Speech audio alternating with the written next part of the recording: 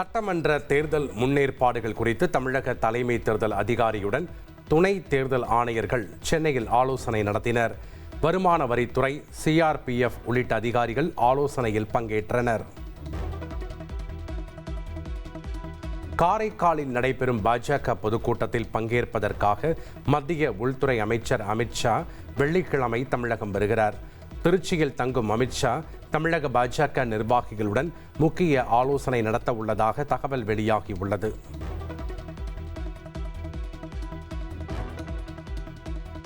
தோழமையில் மக்கள் பணியில் பங்கு கேட்டால் அது எப்படி சதியாகும் என காங்கிரஸ் MP மாணிக்கம் தாகூர் கேள்வி எழுப்பியுள்ளார்.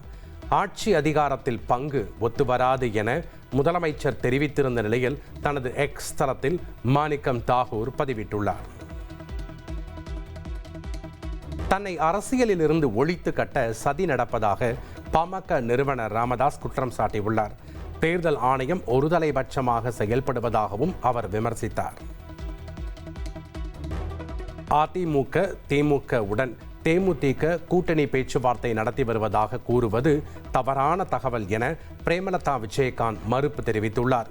கூட்டணி குறித்து உரிய நேரத்தில் அறிவிப்போம் என்றும் அவர் விளக்கம் அளித்துள்ளார். சட்டப்பேரவை தேர்தலை ஒட்டி தேமுதிக விருப்ப மனு விநியோகத்திற்கான கால அவகாசம் 3 நாட்கள் நீட்டிக்கப்பட்டுள்ளது. விருப்ப மனு வாங்க நிர்வாகிகள் ஆர்வம் காட்டவில்லை என கூறப்பட்ட நிலையில் இதற்கான அறிவிப்பை கட்சியின் பொதுச் செயலாளர் பிரேமலதா விஜயகாந்த் வெளியிட்டுள்ளார். சேலத்தில் விஜயின் சந்திப்பு நிகழ்ச்சியில் பங்கேற்க 4998 பேர் மட்டுமே அனுமதி என கட்சியின் பொதுச் செயலாளர் N. ஆனந்த் தெரிவித்துள்ளார். QR குறியீட்டுடன் கூடிய நுழைவுச் சீட்டு இல்லாத யாருக்கும் கண்டிப்பாக அனுமதி கிடையாது என்றும் திட்டவட்டமாக கூறியுள்ளார்.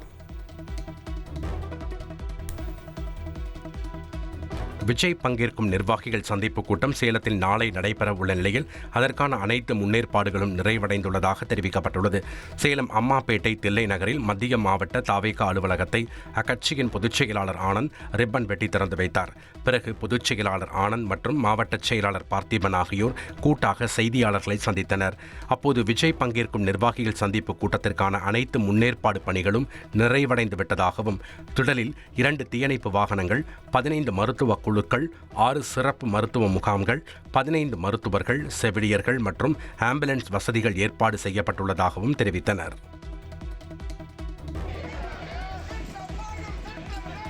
பொன்னேரியில் ரயில் மறியல் போராட்டத்தில் ஈடுபட முயன்ற தொழிற்சங்க கூட்டமைப்பினர் 200க்கும் மேற்பட்டோர் கைது செய்யப்பட்டனர். திருவள்ளூர் மாவட்டம் பொன்னேரியில் அனைத்து தொழிற்சங்க கூட்டமைப்பினர் ரயில் மறியல் போராட்டத்தில் ஈடுபட முயன்றனர். அப்போது ரயில் தண்டவாளத்தில் அமர்ந்து போராட்டம் செய்த பெண்ணை காவல்துறையினர் அப்புறப்படுத்தினர். இதில் 200க்கும் மேற்பட்டோர் கைது செய்யப்பட்டு காவல் நிலையத்திற்கு அழைத்து செல்லப்பட்டனர். பெரும் எதிர்பார்ப்புக்கு மத்தியில் நடைபெற்ற வங்கதேச நாடாளுமன்ற பொது தேர்தலுக்கான வாக்குப்பதிவு நிறைவு பெற்றது. வாக்கு எண்ணும் பணிகள் தொடங்கி நடைபெற்று வருகிறது. ரஷ்யாவில் வாட்ஸ்அப் செயலிக்கு முழுமையாக தடை விதிக்கப்பட்டுள்ளது. ரஷ்ய சட்டங்களுக்கு இணங்கி செயல்பட மறுத்ததால் இந்த முடிவு எடுக்கப்பட்டதாக ரஷ்ய அதிபர் மாளிகை தெரிவித்துள்ளது. மகா சிவராத்திரியை முன்னிட்டு சென்னை கன்னியாகுமரி இடையே நாளை சிறப்பு ரயில் இயக்கப்படுகிறது. சென்னை எழும்பூரிலிருந்து நாளை இரவு 11:45 மணிக்கு சிறப்பு ரயில் இயக்கப்படும் என்றும் அறிவிக்கப்பட்டுள்ளது.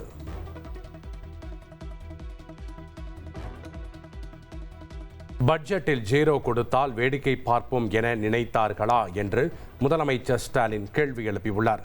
தமிழகத்திற்கு அநீதியை அளிக்கும் NDA கூட்டணிக்கு 0வை திருப்பி அளிப்போம் என்றும் X பக்கத்தில் பதிவிட்டுள்ளார். மத்திய அரசின் திட்டங்களுக்காக மாநிலங்களுக்கு வழங்கப்படும் நிதி நிறுத்தப்படுவதாக கூறப்படும் குற்றச்சாட்டுகளை மத்திய நிதியமைச்சர் நிர்மலா சீதாராமன் திட்டவட்டமாக மறுத்துள்ளார். மாநிலங்களின் ஒத்துழைப்புடன் சுயசார்பு இந்தியா என்ற இலக்கை நோக்கி தடம் பதிப்போம் என்றும் அவர் கூறியுள்ளார். சென்னையில் ஆபரண தங்கத்தின் விலை சவரனுக்கு 1520 ரூபாய் குறைந்துள்ளது. 1 கிராம் 14,600 ரூபாய்க்கும், 1 சவரன் தங்கம் 1,16,800 ரூபாய்க்கும் விற்பனை செய்யப்படுகிறது. வெள்ளி விலை 3வது நாளாக மாற்றமின்றி 1 கிலோ 3 லட்சம் ரூபாய்க்கு விற்பனையாகிறது. 1 கிராம் வெள்ளி 300 ரூபாய்க்கு விற்பனை செய்யப்படுகிறது.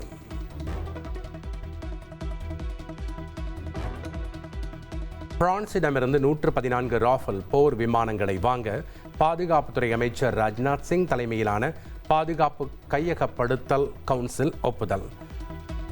கால் கப்பல் ஏவுகணைகள், கூடுதல் P-81 கடல்சார் ரோந்து விமானங்களை வாங்கவும் ஒப்புதல் அளிக்கப்பட்டுள்ளது.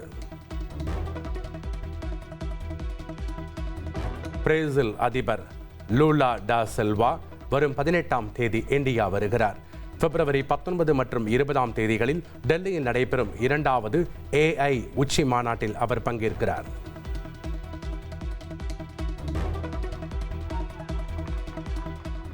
முதல்வர் ஸ்டாலின் சென்னை கொருக்குப்பேட்டை மணலி சாலையில் 96.04 கோடி ரூபாய் மதிப்பீட்டில் புதிதாக கட்டப்பட்ட ரயில்வே மேம்பாலத்தை பொதுமக்கள் பயன்பாட்டிற்காக திறந்து வைத்தார்.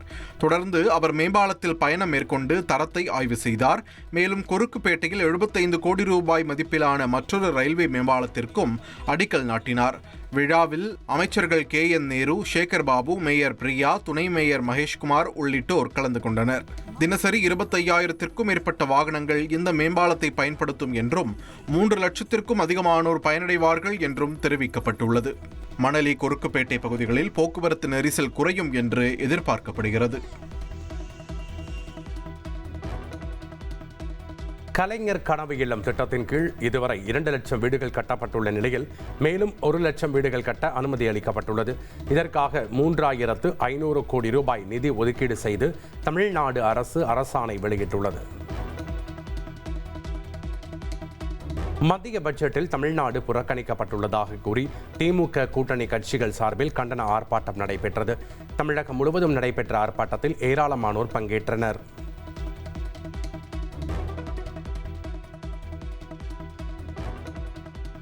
சேலம் மாவட்டம் ஓமலூர் அருகே அரிசி மண்டியில் ஊழியரை ஏமாற்றி ஒருவர் கல்லாப்பெட்டியில் இருந்து 29,500 ரூபாய் பணத்தை திருடி சென்ற சிசிடிவி காட்சி வெளியாகி அதிர்ச்சியை ஏற்படுத்தியுள்ளது. கோவில் கும்பாபிஷேகத்திற்காக 15 சிப்பம் அரிசி வேண்டுமென கேட்டு ஊழியர் அதனை எடுக்கும்போது அவரை திசை திருப்பி போன் பேசுவது போன்று கடையில் இருந்த கல்லாவை திறந்து பணத்தை திருடி சென்றுள்ளார். சம்பவம் தொடர்பாக கடை உரிமையாளர் அளித்த புகாரின் பேரில் போலீசார் விசாரணை நடத்தி வருகின்றனர்.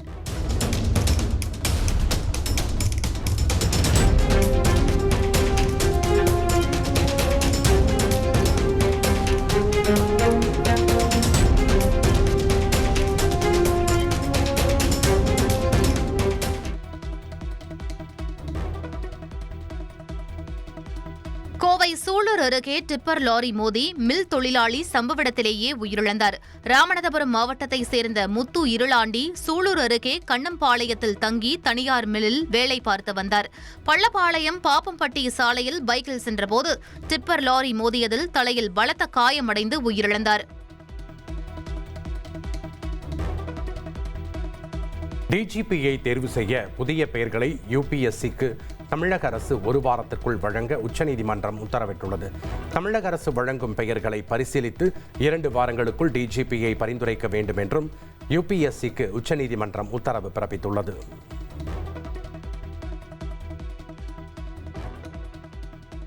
சிவகாசியில் முறையாக GST வரி செலுத்தாததால் சுமார் 500 பட்டாசு ஆலைகளுக்கு விளக்கம் கேட்டு வணிக வரித்துறை நோட்டீஸ் அனுப்பியுள்ளது. பட்டாசு ஆலைகளுக்கு GST வரியில் புதிய நடைமுறை கொண்டு வரப்பட்டுள்ளது. அதன்படி பட்டாசு ஆலைகள் பட்டாசு உற்பத்திக்கு வாங்கும் வேதிப்பொருட்களின் அடிப்படையில் விற்பனையை நிர்ணயம் செய்து GST வரியை செலுத்த வேண்டும் என்று தெரிவிக்கப்பட்டுள்ளது.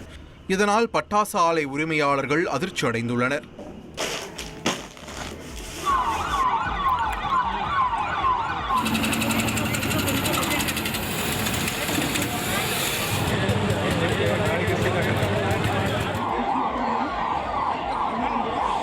மானாமதுரை ரயில் நிலையத்தில் பேரிடர் மீட்பு ஒத்திகை நடைபெற்றது. சிவகங்கை மாவட்டம் மானாமதுரை ரயில் நிலையத்தில் ரயில் விபத்துக்களை தடுக்கும் நோக்கில் தெற்கு ரயில்வே சார்பில் பேரிடர் மீட்பு ஒத்திகை நடைபெற்றது. இதில் RPF, NDRF, தீயணைப்பு, 108 மற்றும் தனியார் ஆம்புலன்ஸ் சேவையினர், மருத்துவர்கள் கலந்து கொண்டனர். காயமடைந்தவர்களை மீட்பது, தீயணைப்பு நடவடிக்கைகள், தடம் புரண்ட பெட்டிகளை அகற்றுதல், தண்டவாளம் சீரமைத்தல் போன்ற பயிற்சிகள் நடைமுறைப்படுத்தப்பட்டன.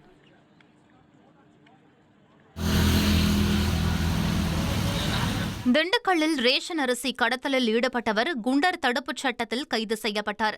திண்டுக்கல் மாவட்டம் பேகம்பூரைச் சேர்ந்த முகமது ஷஃபான் சேட் கடந்த மாதம் ரேஷன் அரிசி கடத்தலில் ஈடுபட்டதாக போலீசார் அவரை கைது செய்தனர். அவரிடமிருந்து 1100 கிலோ ரேஷன் அரிசி பறிமுதல் செய்யப்பட்டது. தொடர்ந்து அவரது குற்ற செயல்களை கட்டுப்படுத்த மாவட்ட ஆட்சியர் உத்தரவின் பேரில் குண்டர் தடுப்புச் சட்டத்தின் கீழ் கைது செய்யப்பட்டு சிறையில் அடைக்கப்பட்டார்.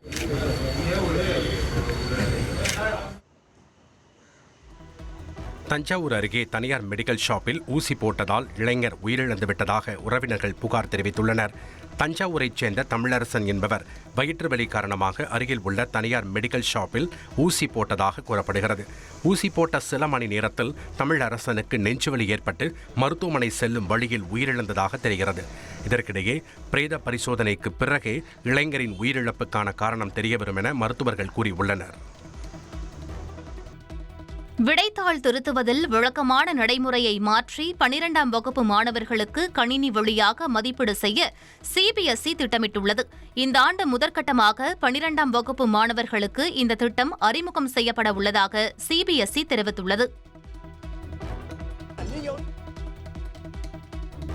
சென்னை மெரினா கடற்கரையில் வியாபாரிகள் போராட்டத்தில் ஈடுபட்டனர். 300 பேருக்கு மட்டுமே கடைகள் ஒதுக்கிய நிலையில் மீதமுள்ளவர்களின் வாழ்க்கையே கேள்விக்குறியாகியுள்ளதாக வேதனை தெரிவித்தனர். மாசி மாத பூஜைக்காக சபரிமலை ஐயப்பன் கோவில் நடை திறக்கப்பட்டுள்ளது. ஏராளமான பக்தர்கள் பங்கேற்று சுவாமி தரிசனம் செய்தனர். மான நஷ்ட ஈடு வழக்கில் இந்திய கிரிக்கெட் வீரர் மகேந்திர சிங் தோனி 10 லட்சம் ரூபாய் வழங்க சென்னை உயர்நீதிமன்றம் உத்தரவிட்டுள்ளது. 2013ஆம் ஆண்டு ஐபிஎல் சூதாட்ட சர்ச்சையில் தமக்கும் தொடர்பு இருப்பதாக ஓய்வு பெற்ற ஐபிஎஸ் அதிகாரி சம்பத்குமார் தனியார் தொலைக்காட்சி விவாதத்தில் கூறியதாக குற்றஞ்சாட்டி தனது நற்பெயரை களங்கப்படுத்தியதாக கூறி 100 கோடி ரூபாய் மான நஷ்ட ஈடு கோரி தோனி 2014ஆம் ஆண்டு வழக்கு தொடர்ந்திருந்தார். இந்த வழக்கில் தொடர்புடைய சிடியை எழுத்து வடிவமாக்க வேண்டும் என்று நீதிமன்றம் முன்பே உத்தரவிட்டிருந்தது. அதற்கான செலவினமாக 10 லட்சம் ரூபாயை மார்ச் 12ஆம் தேதிக்குள் தலைமை நீதிபதி நிவாரண நிதிக்கு செலுத்த வேண்டும் என நீதிபதி உத்தரவிட்டுள்ளார்.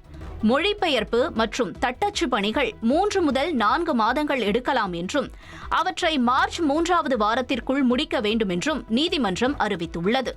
வழக்கு விசாரணை மார்ச் 12ஆம் தேதிக்கு ஒத்திவைக்கப்பட்டுள்ளது.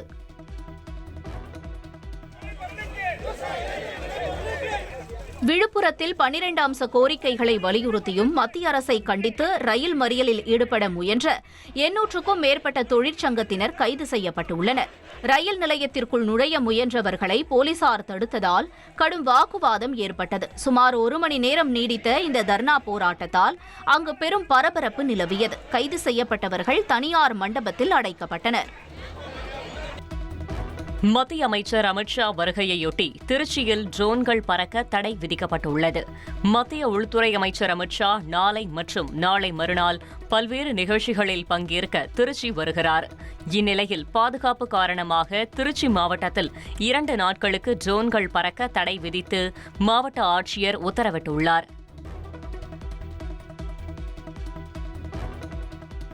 கீழடியில் திறந்தவெளி அருங்காட்சியகத்தை தமிழக முதல்வர் மு.க.ஸ்டாலின் அவர்கள் காணொலி காட்சி வாயிலாக திறந்து வைக்க உள்ளார். சிவகங்கை மாவட்டம் கீழடியில் 24 கோடியே 30 லட்சம் ரூபாய் மதிப்பில் 4.5 ஏக்கர் பரப்பளவில் திறந்தவெளி அருங்காட்சியகம் அமைக்கப்பட்டுள்ளது. 2 காட்சி கூடங்களுடன் பணிகள் நிறைவடைந்துள்ள இந்த அருங்காட்சியகத்தை முதலமைச்சர் மு.க.ஸ்டாலின் காணொலி மூலம் திறந்து வைக்கிறார். கீழடி அகழாய்வில் கண்டெடுக்கப்பட்ட சங்ககால பொருட்கள் மற்றும் பழமையான குடியிருப்பு சுவடுகள் காட்சிப்படுத்தப்பட உள்ளன. தமிழர் நாகரிகத்தின் தொன்மை மற்றும் சிறப்பை வெளிப்படுத்தும் முக்கிய முயற்சியாக இது பார்க்கப்படுகிறது.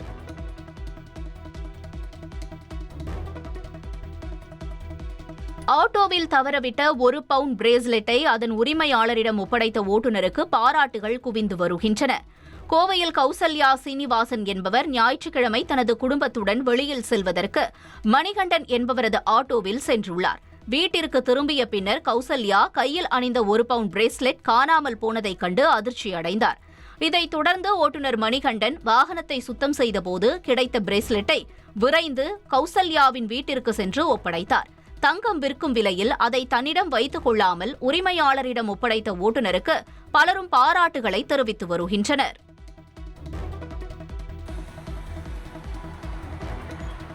மதுராந்தகம் அருகே திருச்சி சென்னை தேசிய நெடுஞ்சாலையில் கல்குவாரி வாகனம் சாலையில் பழுதாகி நின்றதால் கடும் போக்குவரத்து நெரிசல் ஏற்பட்டது. செங்கல்பட்டு மாவட்டம் மேல்மருவத்தூரிலிருந்து சென்னை நோக்கி சென்ற கல்குவாரி வாகனம் ஒன்று மதுராந்தகம் புறவழி சாலையான திருச்சி சென்னை தேசிய நெடுஞ்சாலையில் பழுதாகி நின்றது. இதனால் மதுராந்தகம் பைபாஸ் சாலையில் சுமார் 3 கிலோமீட்டர் தூரம் வரை வாகனங்கள் நின்றன. இதுகுறித்து தகவல் அறிந்த போலீசார் விரைந்து வந்து போக்குவரத்தை சரி செய்தனர்.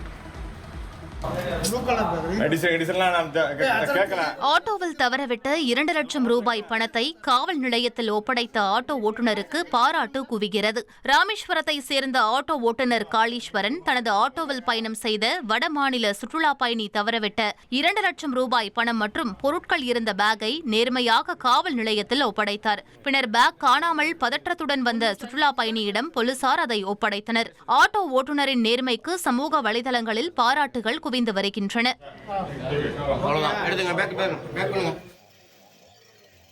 ஆப்பிரிக்க நாடான மடகாஸ்கரில் கெசானி புயல் பாதிப்பால் பலியானோர் எண்ணிக்கை 36ஆக அதிகரித்துள்ளது. மேலும் 6 பேர் காணாமல் போயுள்ளனர். சுமார் 3 லட்சம் மக்கள் பாதிக்கப்பட்டுள்ளதாக அந்த நாட்டின் பேரிடர் மேலாண்மை அலுவலகம் தெரிவித்துள்ளது. மணிக்கு 185 கிலோமீட்டர் வேகத்தில் தொடர்ந்து வீசிய பலத்த காற்றால் வீடுகளின் மேற்கூரைகள் பறந்தன. மரங்கள் சாய்ந்ததுடன் பல பகுதிகளில் மின்சாரம் துண்டிக்கப்பட்டது. புயல் தற்போது தெற்கே நகர்ந்து மொசாம்பிக் கடற்கரையை நோக்கி சென்றுள்ளது. இதற்கிடையில் டொமாசினா நகரில் மீட்பு பணிகள் தொடர்ந்து நடைபெற்று வருகின்றன. இந்த வருடம் மடகாஸ்கரை தாக்கிய 2வது புயலாக கெசானி பதிவாகியுள்ளது. 10 நாட்களுக்கு முன்பு தாக்கிய ஃபெடியா புயல் 14 பேரை பலி கொண்டது குறிப்பிடத்தக்கது.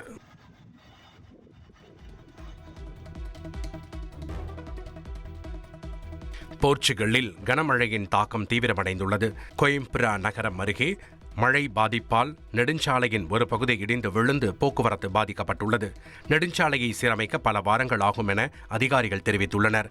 வெள்ள நீர் வடிந்த பிறகே சீரமைப்பு பணிகள் தொடங்கும் என தெரிவிக்கப்பட்டுள்ளது.